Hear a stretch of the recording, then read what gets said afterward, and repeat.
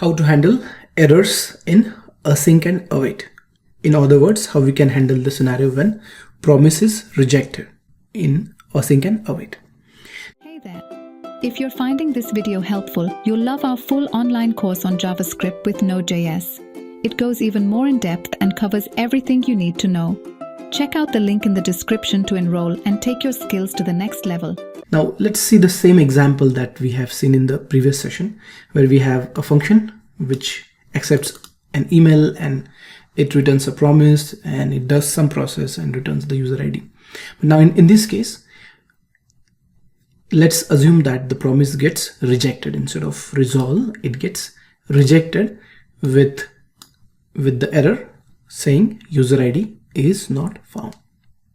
Now the way we handle this error in the conventional way, which we have already seen, is by using a catch block over here. So in the promise, then part stands for resolve if the promise is successfully resolved, and catch block is if promise gets rejected, then the catch blocks gets executed. Whatever is returned as part of the reject, that comes in this particular parameter over here, and then it will we are just logging that error in the console. Okay, I have commented the async and await part of the code from the previous video that we have seen. Let's go ahead and execute this part of the code first. So program starts, continues, and whenever the promise is complete, we see it is rejected, and we can also see that it went into the catch block and it says user ID not found. Now the same thing how we can handle by using async and await, because by the looks of it looks like much like synchronous programming. We don't have then and catch stuff like that. We can do catch, but it's not very common to add a catch over here. We can sort of add it, but that's not the practice. So what is the practice? How do we handle rejection, promise rejection in case of async and await?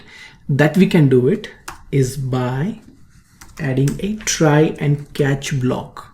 So we will add this part, the promise part, and whatever part we want to run. If the promise is successfully resolved, we will add it in the try block, and in the catch block we can add the error. So if in case promise gets rejected, this particular block will get executed. So in this case, let's do the same thing, simply display the error in the console.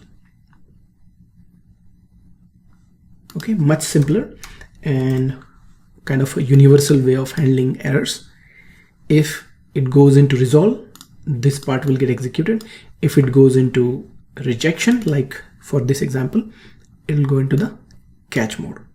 Okay, let me uncomment this. Let's comment this part, and when we rerun the program, we can see that it's working on the promise. It doesn't get resolved, and the rejection takes us into the catch block, and we can see it in the console. So the standard way to handle rejection in async and await is by using try and catch block.